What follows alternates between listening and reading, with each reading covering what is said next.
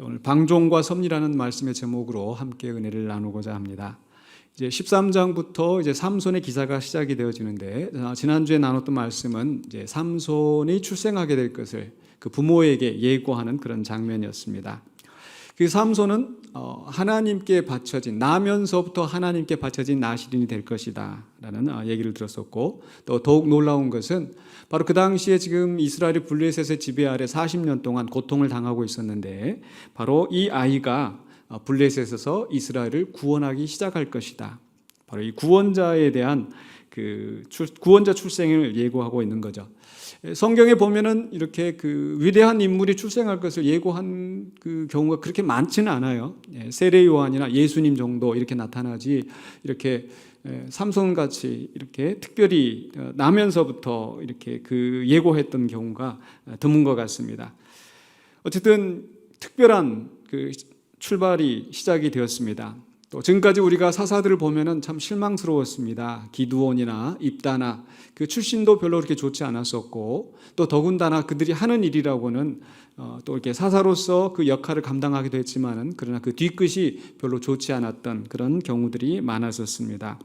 그런데 이제 하나님께서 예비하시고 또 하나님께서 그 인도하시는 그 삼손이 나오니까, 아마 우리 모든 사람들이 아마 이제 앞에서부터 쭉 이렇게 성경 쭉 읽어가다가 보면은, 야, 이제 정말 삼손을 통해서 하나님께서 정말 이 아이를 통해서 뭔가 놀라운 일을 하시겠구나, 이렇게 기대하게 될 것입니다.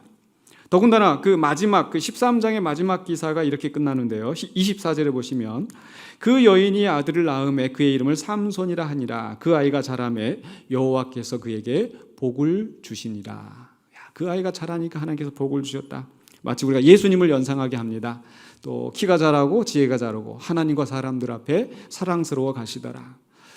또 25절에 보시면, 소라와 에스더올 사이에서 마하나단에서 여호와의 영이 그를 움직이기 시작하셨더라.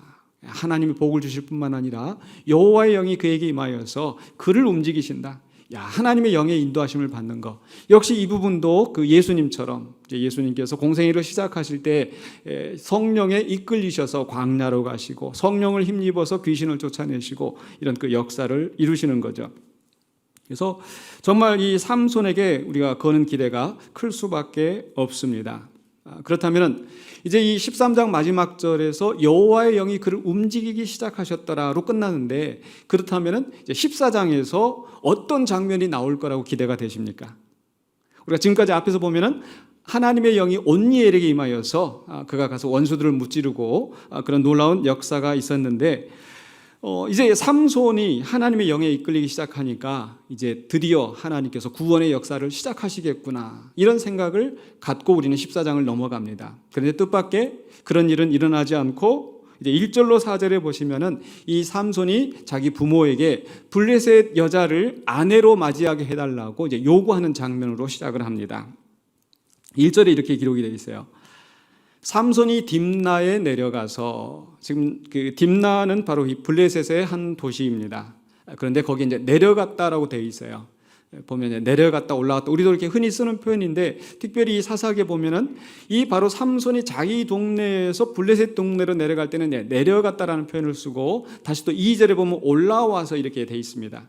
어떻게 보면 이게 상당히 어떤 그 삼손의 그 영적인 어떤 그 방황, 이런 것들을 좀 소개하고 암시하고 있지 않나 하는 그런 생각이 드는데요. 어쨌든 거기서 그가 내려가서 거기서 블레셋 사람의 딸들 중에서 한 여자를 보고, 이것도 참 중요한데요, 한 여자를 보았습니다.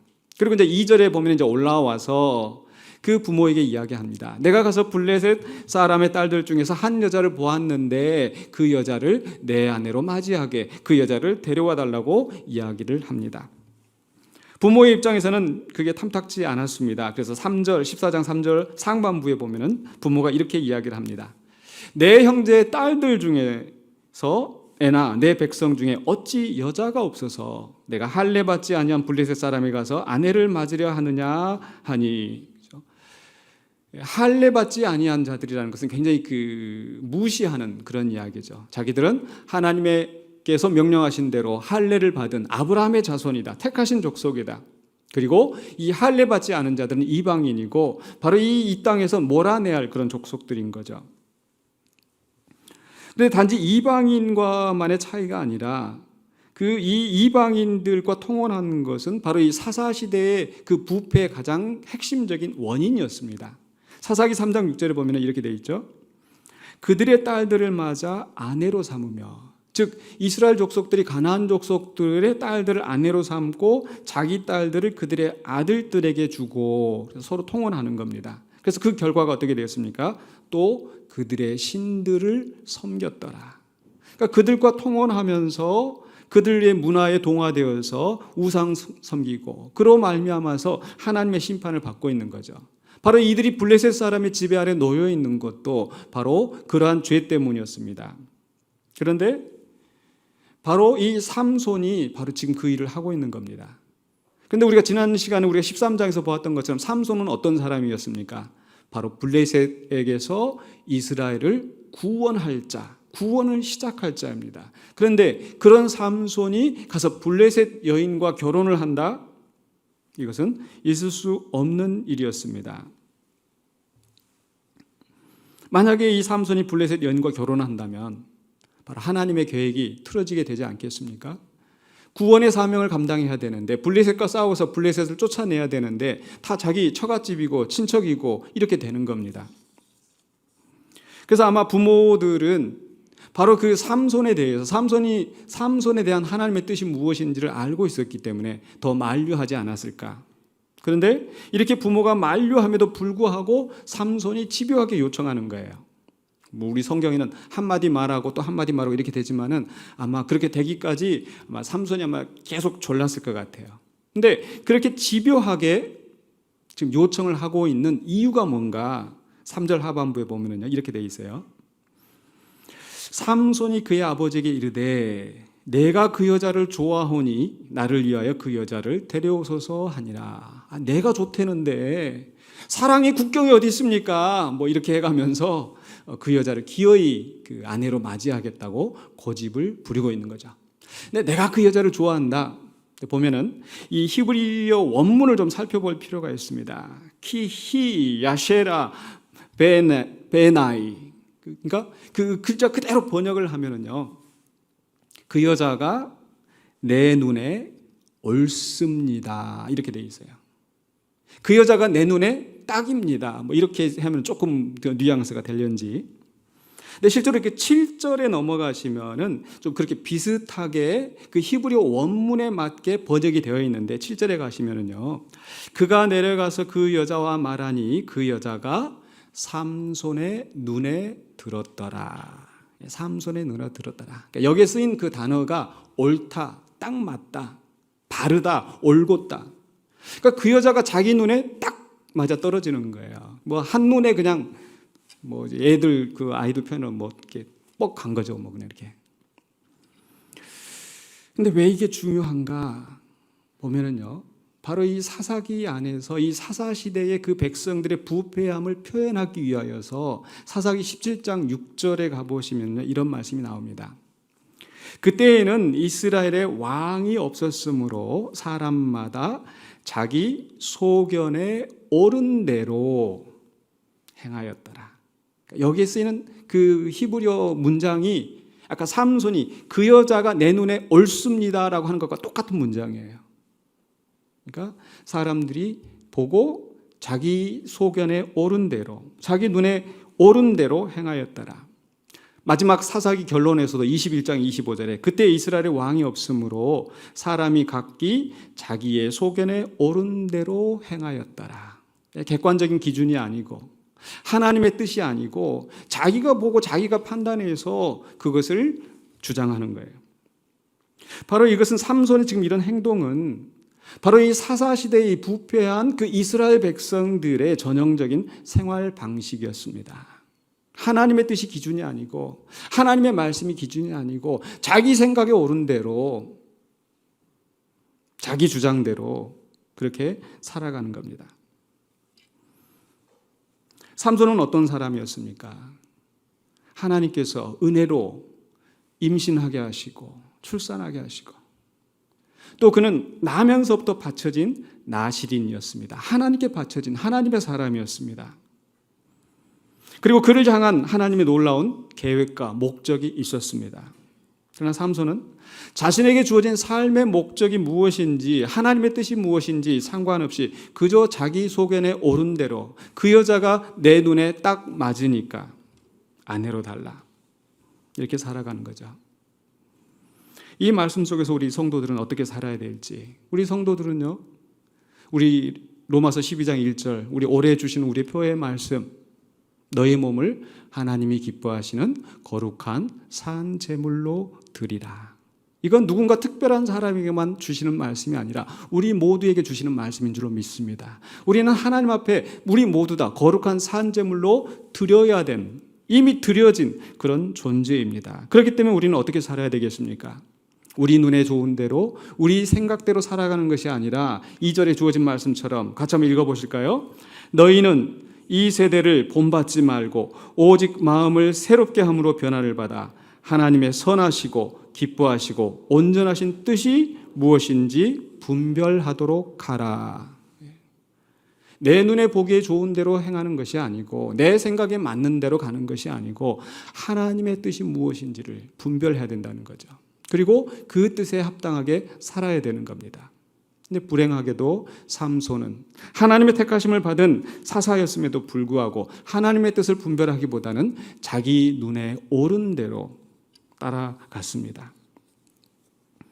그리고 나서 이제 5절로 9절에서 이제 두 번째 장면이 나옵니다. 그래서 이제 삼손이 결국은 부모를 설득을 시켜서, 부모가 그 고집에 못 이겨서 결국 그 여자를 아내로 맞이하러 이제 갑니다. 그래서 두 번째 장면은 바로 이제 삼손이 딥나의 포도원에서 그 젊은 사자를 찢어 죽이는 상황이 나옵니다. 자, 5절에 한번 보실까요? 삼손이 그의 부모와 함께 딥나에 내려가, 블레셋으로 내려가는데 거기서 딥나의 포도원에 이른즉 젊은 사자가 그를 보고 소리 지르는지라. 젊은 사자를 만납니다. 이제 이야기 여러분 아시겠지만 여기서 삼손이 그 사자를 염소 새끼 찢어 죽이듯이 죽인다고 했습니다. 그래서 늙은 사자가 아니고 병든 사자가 아니고 한참 그 왕성한 그런 사자를 죽이는 거죠. 근데 그 앞에 표현이 좀 우리가 눈여겨볼 필요가 있는 게 딥나의 포도원에 이른즉, 그러니까 딥나의 포도원에서 젊은 사자를 만났는데 이게 지금 길을 가다가 지나가는 길에 사자와 맞닥뜨리는 상황이 아닌 것 같아요. 왜냐하면 지금 이 상황에서 부모는 이 자리에 없었거든요. 나중에 보면은 그 사자가 죽인 사실을 부모에게 알리지 않잖아요. 그러니까 부모는 없었던 거예요. 그러니까 딥나에 가서 지금 삼손이 혼자서 그 포도원에 지금 찾아간 겁니다. 왜 찾아갔을까요? 어쩌면은 다 검색해가지고 야 딥나에 어디가 유명한가 맛집 찾아서 가듯이 야 딥나의 포도원이 아주 좋대더라 해서 그 포도원을 찾아간 게 아닐까요? 그게 뭐가 문제입니까? 삼손은 나시린이죠. 나시린은 민수기 6장에 보면은 그는 포도나무의 소산을 먹지 말라, 포도주와 독주를 마시지 말라, 포도 열매나 그 씨도 먹지 말라. 근데 삼손이 포도원에 찾아간 것은 그 포도를 먹기 위해서 가지 않았을까요? 추측입니다만은. 이 말인즉슨 삼손은 이 나시린의 규례 따위는 지금 신경을 안 쓰는 거예요. 그냥 자기 하고 싶은 대로 하는 겁니다. 근데 그 사자를 만났을 때 사자가 이제 그 으르렁거리니까 6절에 그 보니까 여호와의 영이 삼손에게 강하게 임하니 그가 손에 아무것도 없이 그 사자를 염소 새끼를 찢는 것 같이 찢었으나 그가 자기의 행한 일을 부모에게 알리지 아니하였더라. 하나님의 영이 임하였습니다. 괴력이 나타납니다. 그래서 그 사자도 그냥 염소 새끼 찢듯이 죽여버렸습니다. 하나님의 권능의 역사이자, 어쩌면 이 사자는 제가 생각하기에는 바로 이 블레셋을 지금 상징하는 게 아닐까. 하나님의 영이 그에게 함께 하신다면 그 어떤 대적이라 할지라도, 아무리 블레셋이 강할지라도 이길 수 있다는 것을 보여주는 겁니다. 만약에 삼손이 정말 그 힘을, 하나님 주신 능력을, 그 은사를, 그 재능을 제대로 사용했었더라면 얼마나 놀라운 일을 이뤘을까요? 근데 지금 이 아직까지 이야기 속에서 삼손은 그런 모습을 보이지 않고 있습니다. 그리고 또 거기에서 그 자기가 행한 일을 부모에게 알리지 않았다고 그랬습니다. 왜 알리지 않았을까요? 아까 앞에서 그 보면은 내가 블레셋 그 사람의 딸들의 그 딸을 내가 블레셋 여자를 내가 아내로 맞이하겠습니다 했더니 부모가 잔소리하잖아요. 그러니까 지금 이제 삼손의 입장에서는 가서 내가 포도원에 가서 이렇게 이런 일이 있었습니다라고 하면은 그 부모가 또 아이고 너 왜 또 포도원에 갔어? 왜 포도 먹어? 너 포도 먹으면 안 된단 말이야. 뭐 이렇게 하면은 삼손 입장에서는 아이고 또 잔소리 듣기 싫어. 아마 이런 지금 상황이지 않을까. 어쨌든 삼손은 부모에게 알리지 않았습니다. 그리고 나서 이제 7절에 가서 보니까 그 여자하고 이야기했더니 과연 그 여자가 눈에 쏙 들어오는 거예요. 다시 봐도 이리 보고 저리 보아도 내 사랑이로구나 하면서 지금 그 여자한테 푹 빠져 있는 거죠.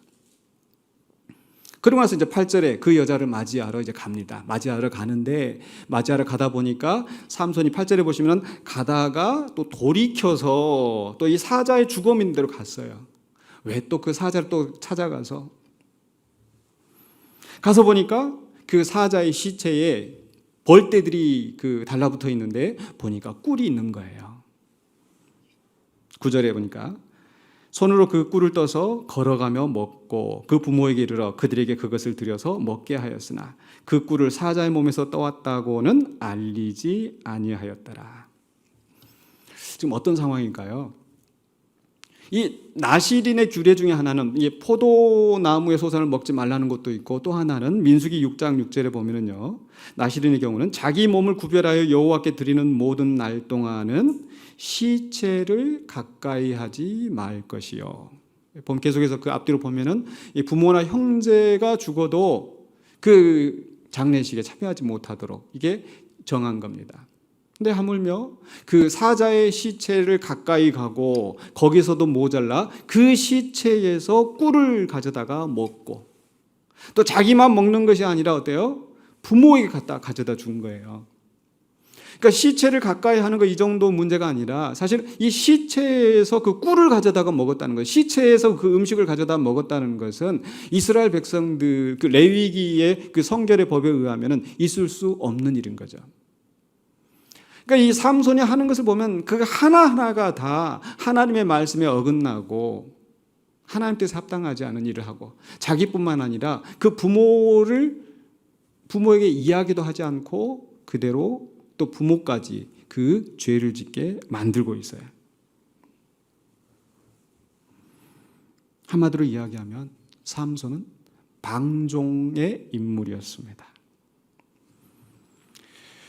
자, 계속해서 이제 그 다음 장면이 그리고 나서 이제 세 번째 장면으로 이야기가 넘어가는데 10절로 20절에서는 이제 그 삼손이 이제 블레셋 사람들과 이제 잔치를 합니다. 와서 이제 부모님 모시고 와가지고 자 이제 우리 서로 이제 사돈 맺읍시다 하면서 이제 그 잔치를 하는 거예요. 마치 우리식으로 보면은 그 함 들어오고 막 그리고 막 또 이제 왁자지껄 떠들고 하듯이 지금 이제 그런 상황이 펼쳐지는데 자 10절에 삼손의 아버지가 여자에게로 내려가매 삼손이 거기서 잔치를 베풀었으니 청년들은 이렇게 행하는 풍속이 있음이더라. 이게 누구의 풍속이겠어요? 블레셋 사람들의 풍속대로 야 여기 우리 블레셋 사람들은 이렇게 해. 그러니까 지금 하나님의 뜻을 이루어야 될 사사가 블레셋 사람들과 통혼을 하고 블레셋 사람들과 교제하고 그 다음에 11절에 보면은요 블레셋 사람들이 30명을 데리고 와가지고 삼손을 친구를 삼아서 같이 지금 잔치를 베풀고 있는 겁니다. 여기서 한번 여러분 여쭤볼게요.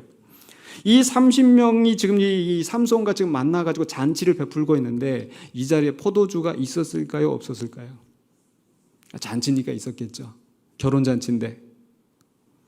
그럼 거기에서 삼손이 그 포도주를 마셨을까요? 안 마셨을까요? 야, 내가 나시린인데 포도주 마시면 안 되지. 삼손은 먹었을 것 같아요. 아니 그 시체에서 꿀을 떠다가도 먹는데 포도원에 찾아가서 가서 포도를 먹었을 텐데 그 포도주를 잔치에서 마다했겠습니까? 삼손은 한마디로 이야기하면 이 나시린의 규례는 안중에도 없습니다. 블레셋에게서 이스라엘을 구원하게 하시려는 하나님의 뜻은 전혀 생각하지도 않고 있습니다. 그러면서 이제 또 술이 이제 좀 몇 가지 올라오니까 야 자기 그 사자를 찢어 죽인 이야기를 하고 싶은 거예요. 이게 어떻게 해야 얘기할까? 그러면서 이제 교묘하게 야 내가 우리 내기를 하자.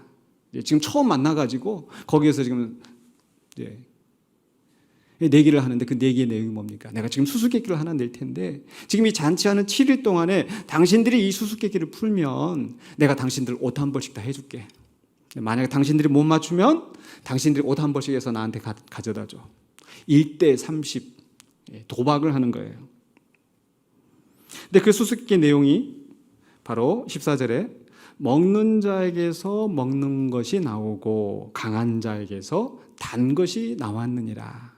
우리는 이거 딱 보면은 답이 나오잖아요. 왜? 우리는 이 내용을 알고 있으니까. 근데 블레셋 사람들은 전혀 그것을 알지 못합니다. 알지 못한 사람이 이 수수께끼를 어떻게 풀겠어요?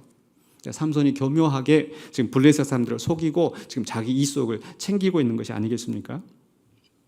결국 사흘이 지나도록 이 사람들이 풀지 못한 거예요. 이 사람들이 초조했습니다. 그래서 블레셋 사람들이 바로 이 딥나의 여인을 찾아와서 그 여자를 위협을 합니다.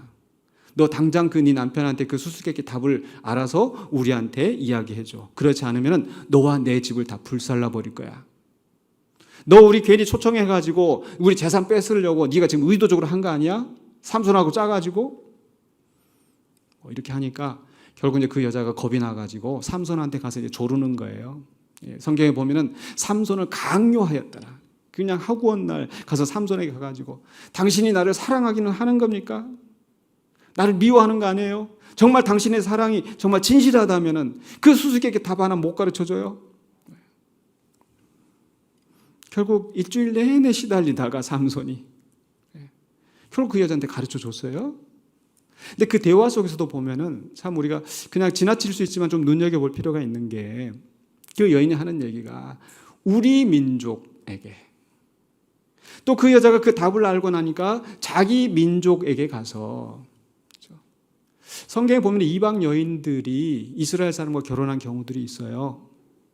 라합이 그러했었고 앞에서 우리가 본 것처럼 룻이 그러했었고 근데 그들은 이방 여인이지만은 하나님의 백성과 결혼하면서 룻 같은 경우 어머니의 민족이 나의 민족이 되고 어머니의 하나님이 나의 하나님이 되고 그러니까 이방 사람이 이스라엘에 동화되는 거예요. 근데 이 여자는 우리 민족에게로 자기 민족에 가서 이방 사람이 이스라엘에 동화되는 것이 아니라 삼손이 그들에게 동화되어 버리는 이런 모습이 아닐까.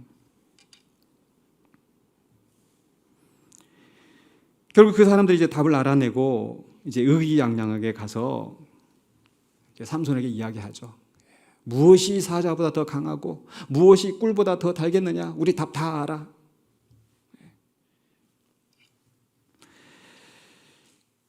삼손이 이제 화가 난 거죠. 자기 아내가 그렇게 졸라가지고 이야기하더니 가서 이 사람들한테 뻔히 이야기했구나. 그래서 삼손이 하는 소리가 뭡니까? 당신들이 내 암소를 밭갈게 하지 않았다면. 그때 처음에는 막 눈꺼풀이 다 그냥 다 덮어 씌워가지고 그냥 그 여자 그냥 그 없으면 못 살 것처럼 하더니 이제는 암소. 미움이 그냥 확 드는 거예요. 거기서 끝나는 게 아니라 삼손이 그 다음에 어떻게 해요? 14장 19절에 여호와의 영이 삼손에게 갑자기 임하심에 삼손이 아스글론에 내려가서 그곳 사람 30명을 쳐 죽이고 노력하여 수수께끼 푼 자들에게 옷을 주고 심히 노하여 그의 아버지 집으로 올라가고 그 다음 9절에 보면 그 여자는 또 다른 남자한테 시집가고 결국 이 결혼은 깨졌습니다. 근데 그 과정에서 지금 삼손이 하는 행위를 보세요. 지가 내기 걸어놓고 그리고 내기에 졌다고 해서 다른 동네에 가가지고 괜히 무고한 사람 30명을 쳐 죽인 거예요. 살인 아닙니까? 아무리 이방인이라 할지라도 전쟁에서 지금 정당하게 싸워서 지금 죽이는 것도 아니고 가서 그냥 자기 그 도박 빚을 갚기 위해서 30명을 쳐 죽이고 그 옷을 빼앗아다가 준 거예요. 살인하지 말라, 도둑질하지 말라. 뭐 이거 안중에도 없는 겁니다. 그런데 이상한 것은 삼손이 그런 일을 할 때 여호와의 영이 삼손에게 갑자기 임하셔서 삼손이 그런 일을 했다는 거예요. 아까 앞에서 사자를 찢어 죽일 때도 여호와의 영이 그에게 임하셔서 왜 여호와의 영이 임하셨으면 참 이렇게 하나님의 뜻을 행하고 해야 될 텐데 그렇게 하지는 않고 이게 엉뚱한 짓을 할까? 여기서 우리는 지금 이 말씀 속에서 사실 삼손이 지금 잘못하고 있는 것을 제가 여러 번 말씀드렸지만은, 그러나 이 삼손이 잘못이 비록 크지만은 여기 성경의 초점은 삼손이 잘했느냐 잘못했느냐 이게 아니에요. 우리가 자칫하면은 야 삼손처럼 이렇게 하면 안 된다. 야 누구처럼 아브라함처럼 해야 된다. 근데 성경은 바로 사람에 대한 책이 아니고 하나님이 누구신가를 말씀하고 있는 거예요. 성경의 초점은 바로 이 여호와의 영이 역사하셨다는 데 초점이 있는 겁니다. 좀 더 그 의미를 살펴보기 위해서 우리 다시 14장 4절로 거슬러 올라갈 필요가 있는데요. 14장 4절에서 그때 블레셋 사람이 이스라엘을 다스린 까닭에 삼손이 틈을 타서 블레셋 사람을 치려 함이었으나 그의 부모는 이 일이 여호와께로부터 나온 것인 줄은 알지 못하였더라. 지금 바로 앞에 무슨 상황이었어요? 내가 그 블레셋 여자를 보니까 마음에 듭니다. 내 눈에 옳습니다. 아내로 맞이하게 해주세요. 부모는 안 된다. 네가 왜 할례받지 않은 그런 그 사람의 딸들과 결혼을 하려고 하느냐. 지금 이 실갱이를 하고 있는 상황이에요. 근데 삼손이 기어이 지금 이렇게 그 아내를 맞이한다고 하는데 그 다음에 나오는 구절이 바로 이거잖아요. 삼손이 틈을 타서 블레셋 사람을 치려 함이었다. 마치 이 말씀 묵상하면서 그 생각이 났어요. 그 기생충에서 혹시 영화 보셨나? 그 아버지 그 송강호가 그 아들이 다 이렇게 한 걸 보고 야 아들아 역시 너는 다 계획이 있구나. 지금 아버지가 보니까 야 삼손이 너 지금 이제 다 계획을 가지고 지금 블레셋 사람을 지금 치기 위해서 지금 이렇게 하고 있구나. 이렇게 생각이 들 수 있도록 이 성경이 되어 있는데 문제는 사실 이 성경의 의미가 그게 아니라는 거예요. 죄송하지만 이 성경을 번역한 사람이 잘못 번역을 했어요. 사사기 번역한 사람이. 왜냐하면 제가 히브리 원문의 그대로 한번 다 번역을 다시 한번 해봤습니다. 그 순서를 따라서 14장 4절에 이렇게 돼 있어요. 사실은 그의 부모는 이 일이 여호와께로부터 나온 것인 줄을 알지 못했더라. 그때에는 그가 블레셋을 치려고 틈을 찾고 있었고 블레셋은 이스라엘을 다스리고 있었다. 뭐가 달라졌어요? 아까 지금 틈을 찾고 있는 게 지금 여러분이 가지고 있는 성경에는 삼손이 블레셋을 치려고 틈을 찾고 있었다라고 했는데 사실은 삼손이 아니고 히브리 원문에는 그가 이렇게 되어 있는 거예요. 그럼 그는 누구인가? 지금 이 본문의 맥락에서 보면 누구예요? 하나님이에요. 하나님이 블레셋을 치려고 틈을 보고 있는 겁니다. 삼손은요? 삼손이 계획이 있었나요? 아니요. 삼손이 지금 블레셋과 싸우고 이스라엘을 구원해야 될 계획을 했다는 것은 전체를 봐도 없는 거예요. 삼손은 아무런 생각이 없습니다. 블레셋의 지배 아래서 이스라엘이 고통을 받고 있는데 그들을 쳐부수고 이스라엘을 구원하시는 하나님의 계획이 있는데 삼손은 거기에 아랑곳하지 않고 그저 자기 눈에 좋아 보이는 대로 자기 욕심을 따라서 자기 감정대로 행동하고 있는 겁니다. 방종하고 있는 거죠. 근데 그 가운데서 하나님의 영이 역사하셨다라는 것은 바로 13장에서 애초에 하나님이 계획하셨던 일, 이 아이는 이 사람을 통하여서 이스라엘을 블레셋에게서 구원하는 일을 하나님이 이루어 가시는 겁니다. 결국 이 이야기 속에서 우리가 배워야 될 영적인 교훈이 있습니다. 첫 번째로는요, 인간의 방종과 실패에도 하나님은 결코 실패하지 않으시고 반드시 그 계획하신 뜻을 이루신다는 것입니다. 오히려 그 삼손의 방종함을 통해서 그 감정에 휘둘리는 그 성향을 통해서도 하나님께서는 그 블레셋을 치기 시작하는 그 일을 이루시는 거예요. 비록 블레셋 사람 30명을 죽이는 사건이 있었지만 이게 시작인 거죠. 블레셋을 치시는 하나님의 계획. 성경에도 보면은 그 창세기에서 우리가 보면은 요셉의 형제들이 요셉을 미워해가지고 요셉을 죽이려고 하고 또 그 요셉을 팔아 넘겼어요. 나중에 보니까 하나님께서 그 야곱의 자손들의 생명을 구원하시려고 나를 먼저 애굽에 보내셨습니다. 하나님의 섭리이죠. 섭리라는 한자를 찾아보니까 당길 섭, 다스릴 리자를 썼더라고요. 당기는 거예요. 그냥 마음대로 그냥 일이 벌어지도록 하지 않고 하나님이 딱 잡고 적당하게 당겨서, 마치 낚시꾼이 고기를 잡을 때 고기를 적당히 풀어주는 것처럼 했다가 또 당기는 것처럼 했다가 결국은 그 고기를, 노련한 낚시꾼이 고기를 잡는 것처럼, 하나님이 이 세상에 벌어진 일들을 그저 어쩔 수 없이 그냥 이렇게 막 힘들게 잘못되어 가더라도 어쩔 수 없으신 그런 분이 아니라 오히려 잘못 가는 그 길을 통해서도 하나님의 뜻을 이루신다는 겁니다. 그렇기 때문에 우리가 인류의 역사에서 사람만 보면은 희망이 없어요. 하나님의 구원의 역사를 이룸에 있어서 사람을 보면은 소망이 없습니다. 성경을 보십시오. 끊임없이 실패하고 범죄하고, 성경이 아니더라도 우리 주변에만 보더라도. 그렇죠? 그러나 우리 하나님은 그런 모든 실패를 넘어서, 인간의 모든 악한 일들을 넘어서서 오히려 그것을 통해서 하나님의 더욱 하나님의 뜻을, 크신 뜻을 이루시는 분인 줄로 믿습니다. 두 번째로는요, 사람의 잘못된 행동을 통해서도 하나님의 뜻이 이루어진다고 해서 그 잘못된 행위가 정당화될 수는 없다라는 것입니다. 애굽에서 이스라엘 백성들이 나올 때도 그러했습니다. 바로가 그 마음을 강팍하게 하고, 성경에 보면 하나님이 바로의 마음을 강팍하게 하셔서 계속 내보낸다고 했다가 또 그걸 바꿨다가 해서 10번의 재앙이 일어나고, 또 홍해 앞으로 와서 이스라엘 백성들을 다 죽이기 위해서 다 쫓아오고, 근데 그런 속에서 결국 그 일들을 통해서 하나님이 누구이신지를 온 세상이 알게 하시는 겁니다. 이스라엘 백성이 하나님이 어떤 분이신지를 확실히 체험하게 하는 겁니다.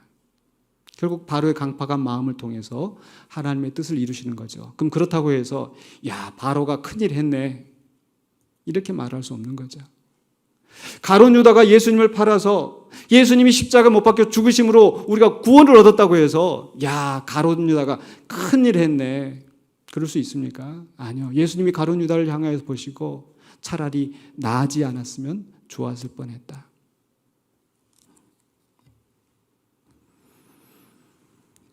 결국 바로나 가룟 유다나 또는 삼손이나 자기 욕심대로, 자기 분노대로, 자기 착각으로 결국 일을 그르치고, 그 그르침을 통해서도 하나님은 큰일을 이루신다는 게 중요한 거죠. 그렇다면 이제 우리가 어떻게 살 것인가? 결국 내가 아무리 막 살아도 야, 결국 하나님 뜻이 이루어지니까 이제 막 살아도 되겠구나, 그렇게 할 수 없다라는 겁니다. 우리는 삼손처럼 그렇게 살면 안 되겠죠. 그럼 어떻게 살아야 되겠는가? 바로 순종함으로 하나님의 뜻을 이루시는 분이 있습니다. 자기 생각대로 자기 뜻대로 하지 않고 순종하신 바로 그분, 예수 그리스도. 십자가에 못 박혀 체포당하시기 전에도 아버지여 내 뜻대로 마옵시고 아버지의 원대로 되기를 원합니다. 주여 하실만 하거든 이 잔이 내게서 떠나게 하시옵소서. 정말 이 감당하기에 너무나 힘들고 괴로워서 제자들과 함께 기도하는 중에 내가 죽게 되었다, 내가 고민하여서 심히 괴롭다, 그 정도로 그 십자가의 고난을 감당하는 것이 예수님한테는 너무나 힘들고 고통스러웠지만 내 뜻대로 되게 하지 마옵시고 아버지 뜻대로 되기를 원하나이다. 결국 순종함으로 하나님의 뜻을 이루셨습니다. 여기서 우리는 어떤 삶을 살아야 될지, 내 속에 오른 대로, 내 눈에 오른 대로, 내 생각에 합당한 대로 그저 막무가내로 살아갈 것이 아니라 우리의 삶 속에서 과연 하나님의 뜻이 무엇인지, 나를 통한 하나님의 사명이 무엇인지, 나를 통해 이루고자 하시는 하나님의 뜻, 그 하나님의 목적이 무엇인지를 우리가 분별하고 그 뜻에 합당하게 살아가야 되지 않겠습니까? 결국 이렇게 하나 저렇게 하나 하나님의 뜻은 이루어집니다. 근데 삼손은 비록 방종함을 통해서 그 쓰임을 받았는데 결국 그 삼손의 결국 인생이 얼마나 비참하게 끝이 났습니까? 기왕이면 빨리 돌아서서 정말 하나님의 영이 그에게 임하실 때 그 욕심대로 행하는 것이 아니라 하나님 뜻에 합당하게 그 일들을 감당했더라면 그가 영광스럽게 높임을 받지 않았을까요? 그래서 우리는 한편으로 결국 인간의 실패에도 인간의 방종에도 뜻을 이루시는 하나님에 대한 믿음을 굳게 가지면서 다른 한편으로 정말 삼손과 같이 방종하는 삶이 아니라 예수님처럼 순종하는 삶을 통해서 하나님의 뜻을 이루는 데 동참하는 자들이 되어야 될 줄로 믿습니다. 물론 이 일을 감당하기 위해서 우리는 너무나 연약합니다. 우리도 삼손처럼 우리 눈에 이끌리고 우리의 욕심을 따라 행하고 우리도 넘어지고 그저 화가 나면 내가 화가 난 대로 다 해버리고 싶고 그저 마음에 끌리면 끌리는 대로 다 하고 싶고 우리 혼자 한다면 넘어질 수밖에 없지만 예수님께서 베드로를 향하여 말씀하신 것처럼 사단이 밀가 부르듯이 너를 넘어뜨리려고 하겠으나 내가 너를 위해서 기도한다. 우리 주님께서 정말 순종하심으로 하나님의 뜻을 이루셨던 그 주님이 지금도 하나님 우편에서 우리를 위해 기도하시고 우리를 붙드시고 하나님의 일을 감당하게 하실 줄로 믿습니다. 그 주님과 함께 주님의 뜻을 이루시는 저와 여러분이 되시기를 주의 이름으로 간절히 축원합니다. 기도하겠습니다. 사랑의 주 하나님 은혜를 감사합니다. 비록 삼손은 방종한 삶을 살았지만은 그것을 통해서도 하나님의 뜻을 이루시는 그 하나님의 놀라운 권능과 은혜의 역사를 우리가 생각하며 오늘 우리의 삶 속에서도 그 주님의 은혜와 역사하심이 함께 있기를 원합니다. 방종하는 자가 되지 않게 하여 주시고 우리 주님처럼 순종하는 자로서 하나님의 뜻을 이루는 데 동참하는 우리 모두가 되게 하여 주시옵소서. 예수 그리스도 이름으로 기도하옵나이다. 아멘.